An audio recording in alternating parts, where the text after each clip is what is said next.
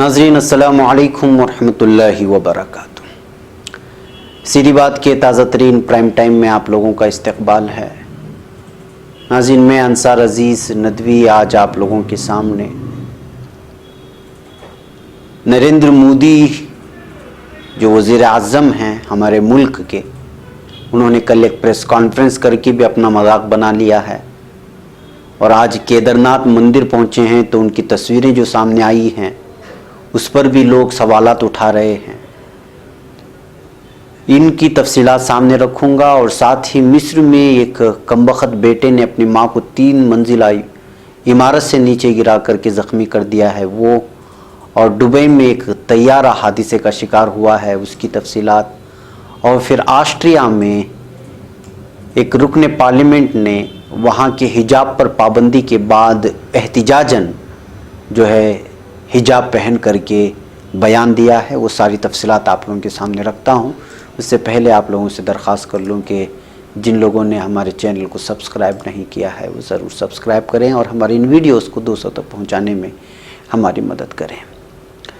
नाज़रीन, वज़ीर आज़म नरेंद्र मोदी ने वैसे तो मरकज़ में अपने 5 साला दौरे इक़्तिदार में किसी प्रेस कॉन्फ्रेंस का सामना नहीं किया, लेकिन आम इंतखाबात की इंतखाबी मुहिम के आखिरी दिन वो पार्टी सदर अमित शाह के साथ प्रेस कॉन्फ्रेंस में शिरकत करने के लिए पार्टी दफ्तर पहुँचे। लेकिन वहाँ पहुँचे सहाफ़ी हजरात को उस वक्त इंतहाई मायूसी हुई जब वज़ीर आज़म इस 56 मिनट की प्रेस कॉन्फ्रेंस में मूर्ति बने बैठे रहे और 19 में से एक भी सवाल का जवाब नहीं दिया। वज़ीर आज़म ने इंतखाबी मुहिम के दौरान तकरीबन हर चैनल को इंटरव्यू दिए और एक इंटरव्यू तो उन्होंने फिल्म अदाकार अक्षय कुमार को भी दिया, लेकिन इन तमाम इंटरव्यू पर सवाल खड़े हुए और उन पर इल्ज़ाम लगा कि इन इंटरव्यू में सवाल पहले से तय थे, वो सब मनसूबाबंद सवाल थे और सारी चीज़ें पेड थी। जुमा को जब प्रेस कॉन्फ्रेंस में शिरकत करने के लिए गए तो उन्होंने बस नजूमी की तरह ये पेशनगोई ज़रूर की कि आम इंतखाबात में बीजेपी को कितनी सीटें मिलने वाली हैं, हमने 5 साल हुकूमत चलाई है और आने वाले 5 साल फिर अक्सरियत की हुकूमत चलाएंगे। प्रेस कॉन्फ्रेंस में पार्टी सदर ने मोदी की मौजूदगी में मोदी हुकूमत की हुसूलियाबियों पर तफसील से रोशनी डाली, उसके बाद सवालों के जवाब दिए। लेकिन इस दौरान वज़ीर आज़म बिल्कुल ऐसे खामोश बैठे रहे जैसे मायावती की प्रेस कॉन्फ्रेंस में सतीश मिश्रा खामोश बैठे रहते हैं। ऐसा महसूस हुआ जैसे अमित शाह ने ज़बरदस्ती उन्हें अपने साथ बिठाया हो। इस प्रेस कॉन्फ्रेंस में जिस तरह के तासुरात हर सवाल पर वज़ीर आज़म के चेहरे पर देखने को मिले, इससे एक बात का तो अंदाज़ा साफ लगाया जा सकता है कि आम इंतखाबात में बीजेपी के लिए सब कुछ ठीक नहीं है। वज़ीर आज़म के चेहरे से साफ अंदाज़ा हो रहा था कि उन्हें शिकस्त के बादल मंडलाते नज़र आ रहे हैं। उनके बयान के मुताबिक बस इन बादलों की वजह से राडार पर उनको कुछ नज़र नहीं आ रहा। सोशल मीडिया पर इस प्रेस कॉन्फ्रेंस का ज़बरदस्त मजाक उड़ाया जा रहा है। कांग्रेस सदर राहुल गांधी ने भी ट्वीट करके कहा है कि मुबारकबाद मोदी जी, शानदार प्रेस कॉन्फ्रेंस में शिरकत ही आधी लड़ाई के बराबर है। अमित शाह अगली बार कुछ सवालों के जवाब दे देंगे, बहुत बढ़िया। कांग्रेस तर्जुमान रणदीप सिंह सरजेवाला ने ट्वीट करके कहा, मोदी जी की पहली और प्रेस कॉन्फ्रेंस अमित शाह की बैसाखी बना। इस प्रेस कॉन्फ्रेंस में ऐसे लग रहा था कि वज़ीर आज़म मोदी सहाफ़ियों के सवालों का जवाब देंगे, लेकिन हुआ क्या, खोदा पहाड़ निकली चूहिया। इस 1 घंटे की तकरीर में सहाफ़ियों के चेहरे पर थकान, सहाफ़त पर बहुत सारी तकरीर, लेकिन सवाल एक भी नहीं लिया और ना ही एक जवाब दिया। जी हाँ नाज़रीन, 5 साल के अरसे में जब से मोदी जी ने वज़ीर आज़म का ओहदा लिया या हलफ लिया, उसके बाद से एक भी प्रेस कॉन्फ्रेंस नहीं किया।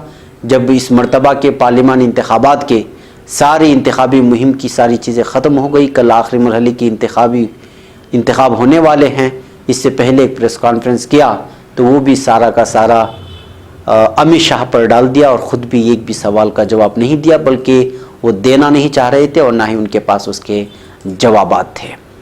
बहरकैफ नाजरीन, इन तमाम चीज़ों के मद्देनज़र चूँकि इस मरतबा बीजेपी बहुत सारे मसाइल में घिरी हुई है, बहुत सारे सवालों का जो है वो जवाब नहीं दे पा रही है और बहुत सारी चीज़ें जो हिंदुस्तान के लिए धब्बा साबित हो रही हैं और एक सेकुलर मुल्क के लिए बदनामी का सबब हो रही हैं, वो सारी की सारी चीज़ें जो है बीजेपी पार्टी से वाबस्ता लीडरान से सामने आ रही हैं।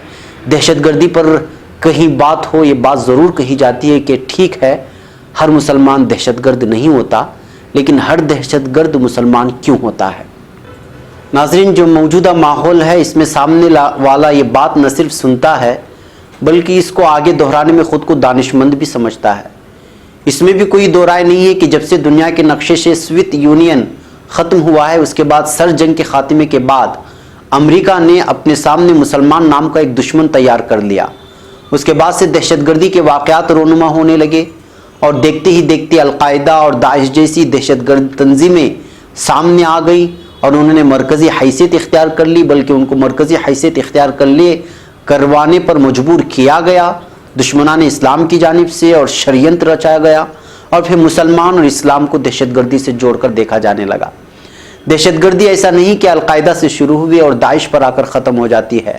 ہر دور میں انتہا پسندی، جس کو ہم دہشت گردی کہتے ہیں، اس کے واقعات سامنے آتے رہے ہیں۔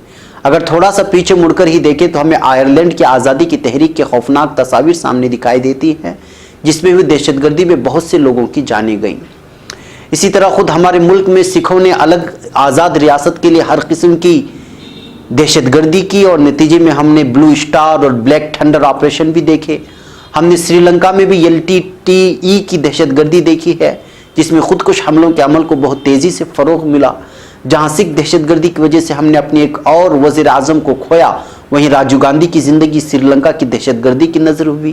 اگر اندرا گاندھی اور راجیو گاندھی کی جان لینے والے عمل کو ہم دہشت گردی کے خانے میں رکھتے ہیں تو پھر ملک کو آزادی دلانے والے ہمارے باپو مہاتما گاندھی کی جان لینے والے کو ہم کیوں نہ دہشت گرد کہیں؟ اور دنیا صرف کہتی ہی نہیں بلکہ اس کو مانتی اور اس پر یقین بھی کرتی ہے۔ اگر آج کوئی ایسی امیدوار جو خود دہشت گردی کے الزام میں ضمانت پر رہا ہو، وہ باپو کے قاتل کو حب الوطن کہے تو ملک کے لیے شرم کی بات ہے ہی۔ ساتھ ہی ہندو، مسلمان، سکھ، عیسائی اس ہندوستان میں بسنے والے 125 کروڑ آبادی کے لوگوں کی بھی بے عزتی ہے۔ ساتھ میں اس عظیم شخص کے نظریے اور روح کو چھلنی کرنے جیسا ہے۔ افسوس کا مقام یہ ہے کہ جس خاتون نے باپو کے قاتل کو حب الوطن کہا ہے، وہ ملک کی برسر اقتدار جماعت BJP کی امیدوار ہے۔ سب سے پہلے تو اس پارٹی کو ایسی خاتون کو اپنا امیدوار ہی نہیں بنانا چاہیے تھا جو دہشت گردی کے الزام میں ضمانت پر رہا ہو، اور اگر بنا بھی دیا تو اس کی اس بیان کے بعد کہ باپو کا قاتل حب الوطن تھا اور رہے گا کو کم از کم اپنی پارٹی سے نکال دینا چاہیے تھا۔ لیکن اس نے ایسا نہ کر کے خود کو اس خاتون کی سوچ اور نظریے کے ساتھ لا کھڑا کر دیا ہے، یعنی BJP کی سوچ کیا اس شخص سے، اس خاتون کی، اس دہشت گرد خاتون کی جس پر دہشت گردی کا الزام لگایا ہے، کیا اس سے ملتی جلتی ہے؟ کانگریس جنرل سیکریٹری پرینکا گاندھی کا بیان باپو کا قاتل حب الوطن ہے رام ان حالات کی صحیح عکاسی کرتا ہے، کیونکہ اگر ایسا ہو تو پھر ہے رام کے علاوہ کچھ اور سمجھ بھی نہیں آتا۔ باپو کی زبان سے بھی آخری الفاظ یہی نکلے تھے، ہے رام۔ دہشت گرد امریکہ کا ورلڈ ٹریڈ ٹاور اڑائیں، معصوم لوگوں کی جانیں لیں، اندرا گاندھیوں کو گولیوں سے بھونیں، راجیو گاندھی کو خودکش حملے کا شکار بنائیں یا باپو کو اپنی گولیوں کا نشانہ بنائیں، ان کی جتنی بھی مذمت کی جائے کم ہے۔ ان لوگوں کی بھی اتنی ہی مذمت کرنی چاہیے جو ایسے عمل کو انجام دینے والے کو ہر طرح کے نام دے کر ان کی تعریف کرتے ہیں۔ حیرام اس ملک کے ایسے عناصر سے بچا جو دہشت گردوں کو حب الوطن کے القاب سے نواز رہے ہیں۔ جی ہاں ناظرین، پرگیا ٹھاکر نے جو کہا ہے، دہشت گرد ناتھورام گوڈسے کو بیان لے کر کہ وہ حب الوطن تھا، پھر اس کے بعد اس بیان کو اس نے واپس بھی لیا ہے، لیکن اس کے باوجود BJP کی سوچ اور اس کی فکر اس جیسے بیانات کو کل عدم قرار نہ دینے سے اور اس کو پارٹی سے نہ نکالنے سے ثابت ہوتا ہے کہ BJP کس سوچ کی حامل پارٹی ہے۔ بہرکیف ناظرین، آج کی تازہ تصویر نریندر مودی کی میں بتاتا ہوں آپ کو۔ اس وقت وہ کیدرناتھ میں ہیں۔ کیدرناتھ میں اپنے مذہبی اور اپنی کچھ طبی چیزوں کے لیے وہ وہاں گئے ہوئے ہیں، لیکن یہ تصویر جیسی سوشل میڈیا میں وائرل ہونے لگی اور یہ ویڈیوز جیسی وائرل ہونے لگی تو یہاں پر بچھائے گئے ریڈ کارپیٹ کو لے کر کے بہت بڑا سوال اٹھانے لگا ہے۔ لوگ یہ کہہ رہے ہیں کہ اگر واقعی مودی کیدرناتھ میں موجود وہاں کے اپنے بھگوان کی بھکتی کی وجہ سے وہاں گئے ہیں، اس کے درشن کے لیے اگر وہاں گئے ہیں تو پھر اپنے بھگوان کو دیکھنے کے لیے کارپیٹ بچھانا، اس پر چل کر کے بھگوان کے درشن کے لیے جانا، کیا یہ بھگوانوں کی بے عزتی نہیں ہے؟ اس طرح کے سوالات اٹھائے جا رہے ہیں۔ ایک ٹویٹر ہولڈر نے یہاں تک اس پہ لکھا کہ یہ شخص یہاں تک کہ بھکتی اور کیدرناتھ کے اس गुफा में जा रहा है, गार में जा रहा है, जहाँ पर बैठ कर की इबादत करना है या उसकी अपनी मन शांति बढ़ाना है, लेकिन वहाँ भी कैमरामैन को अपने साथ ले जाने से इसका सारा ढोंग सामने आ जाता है। देखिए, थोड़ा इस वीडियो को आगे बढ़ाएंगे तो वहाँ आपको पता चलेगा कि किस तरह जो है रेड कारपेट जो है बिछाया गया है और उस पर जो है वो चल कर के भगवान के दर्शन के लिए जा रहे हैं। इस रेड कारपेट पर चल कर जाने को लेकर के इस वक्त जो है वो खुद कह रहे हैं कि ये हिंदू धर्म के भगवानों की बेइज्जती है और इसलिए कि जो है रेड कारपेट पर आज तक कोई भी भक्त जो है अपने भगवान के दर्शन के लिए नहीं गया है।